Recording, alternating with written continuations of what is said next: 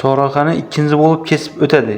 Demak, rasmiy e'tibor bersak, bu yerda tartibga solinmagan chorraha, bu yerda o'ng qo'l qoidasi bo'ladi. Demak, birinchi o'ng qo'l qoidasi ko'rib chiqadigan bo'lsak, birinchi yashil avtomobil harakatlanadi, ikkinchi ko'k, uchinchi qizil avtomobil harakatlanadi. Demak, savolda chorrahani ikkinchi bo'lib kesib o'tadi desa, ko'k avtomobil kesib o'tadi. To'g'ri javob F2. Qaysi transport vositalarining haydovchilari qoidani buzib to'xtadilar? Demak, rasmiy e'tibor bersak, 3 polosali yo'l, bu yerda A bilan B avtomobillari qoidani buzib to'xtagan. Demak, to'g'ri javob F5.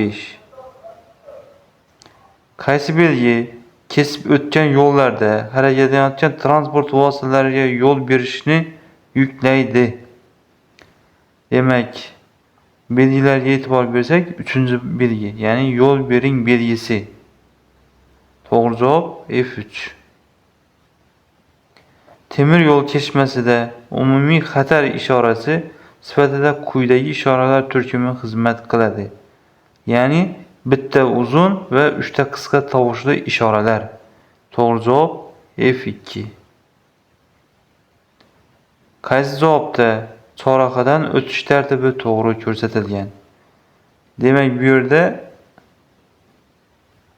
birinchi rasmga e'tibor bersak, bu yerda o'ng qo'l qoidasi bo'ladi. Bu yerda birinchi velosiped harakatlanadi, ikkinchi avtobus va avtomobil harakatlanadi. Demak, to'g'ri javob F3.